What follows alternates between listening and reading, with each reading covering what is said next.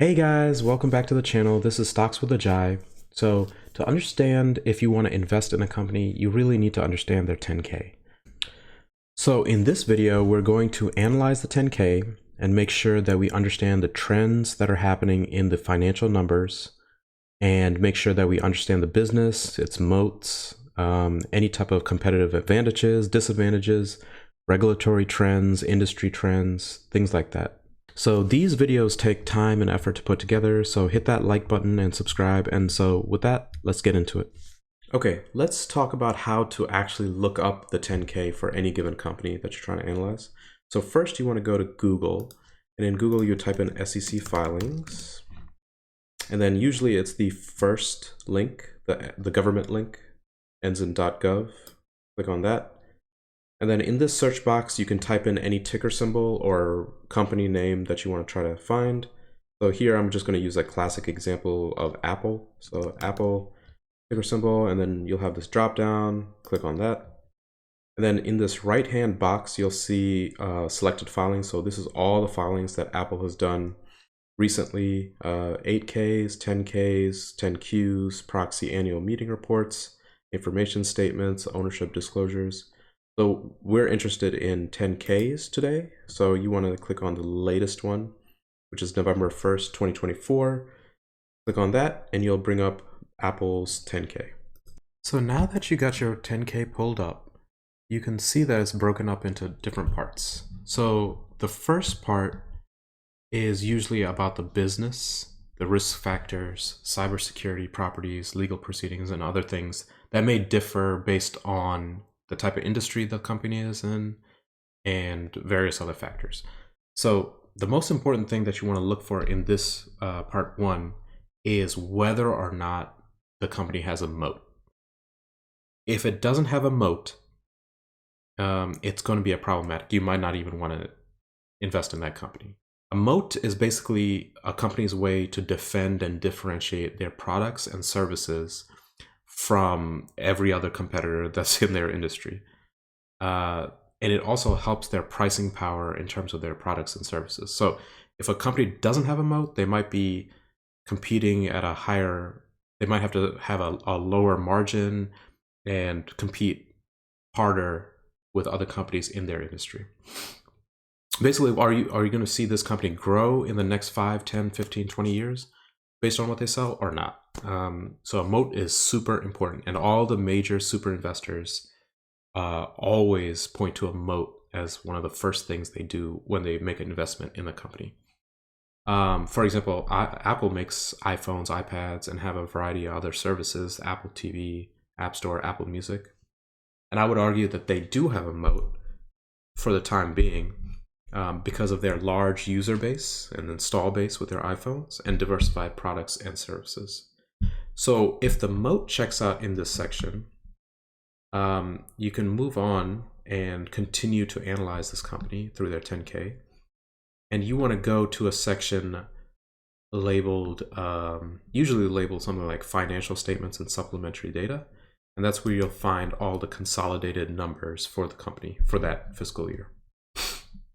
So let's get into this. So the first one is usually going to be a statement of operations. So operations, basically what the company does and doing to make money. So the top line revenue, which will be obviously at the top, is going to be the net sales. And Apple has broken down into products and services, but based on what the company does and what the company's industry is, you might have different categories here. So their total net sales is 391 billion. So that's what they made from selling products and providing services.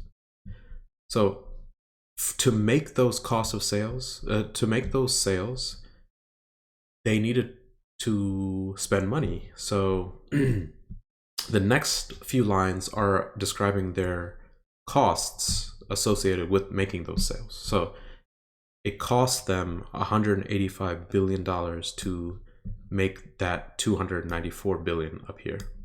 It cost them not $25 billion to make this $96 billion here. So adding that together, they spent a total of $210 billion to make this $391 billion. So if you subtract those, you can get the gross margin from these two. And then moving on is operating expenses. So this doesn't take into account operating expenses. So research and development, selling, general, administrative, and so those also cost money. And so if you subtract the gross margin from the total operating expenses, you get the operating income. What you'll notice is that all these numbers build upon one another. So from the top line revenue, you'll get further and further detail with the numbers. So taking the operating income and then subtracting taxes and provisions for taxes, you can get the net income. So net income is basically the EBIT, or earnings before income and taxes. So here they made, in 2024, they made $93 billion. And usually you want to see this net income going up, but for Apple it's going down here. And you want to see the same thing for revenue, but it's pretty much flat, I would say, over 3 years. From the net income, you can calculate the earnings per share, both basic and diluted, which means, based on the number of shares. And then you'll have a statement of comprehensive income, which is a much more ingrained detail look at the comprehensive income. So you take net income to start, and then you have to add taxes and other derivative instruments and stuff like that, securities and whatnot, and then you'll get a much more clearer picture of what the actual comprehensive net income is.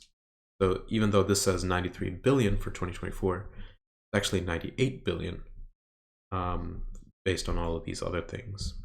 So here you'll see that it actually is increasing over time, albeit slower.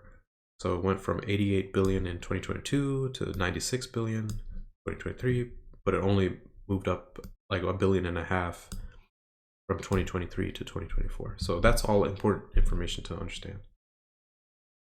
Now, moving on to another majorly important piece of this is the consolidated balance sheet.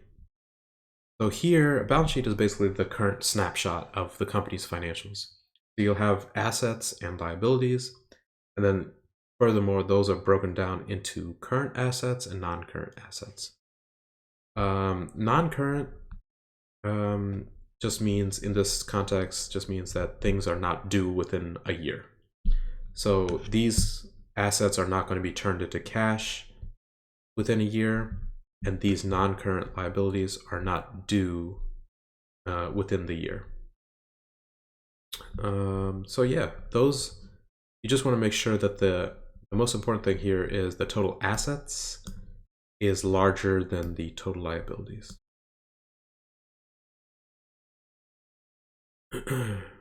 And another important thing here is to understand how much CapEx they're spending. And usually you'll see CapEx in property, plant, and equipment. So you'll just want to make sure that they're not spending an exorbitant amount on CapEx. And then based on that, they might have a shareholder equity portion, which is also important. So you can see that the total shareholder equity is going up year over year. So in Apple's case, it is. And then next thing you'll have is statements of shareholder equity. And here you see that it is increasing. This part is super important because you want to make sure that there are dividend payouts, there's stock buybacks, and to see the numbers for stock-based compensation. Ideally, you want to see like big buybacks and nice dividends, and not that much stock-based compensation, because that dilutes shareholder equity if that's a high number. So those are the things you're looking for in this section. Yeah.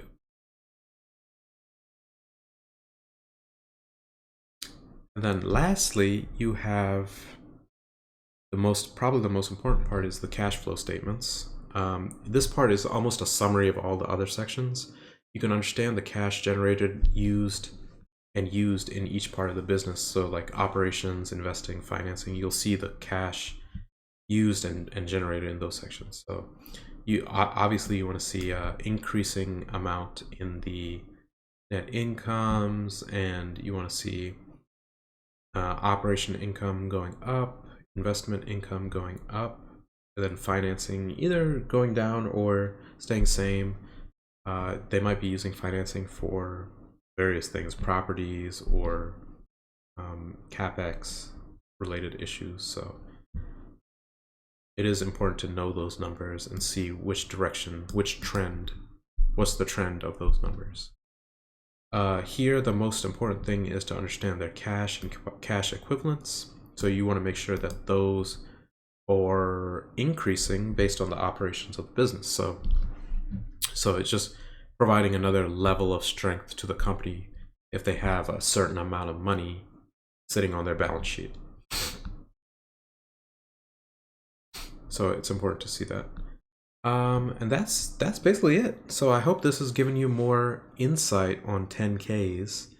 I hope I may do future videos breaking down each section even more line by line to look at the financial sections of the report and to understand like why this would be important to the company in further depth. I know it seems daunting at first with all these numbers and definitions, but it is critical to understand so you can make money on your investments and make decisions on investments in case you want to invest in something new, or if you heard something on CNBC and you want to make sure it's a good investment or not. So it is super important. As always, like and subscribe, guys, and I will see you in the next one.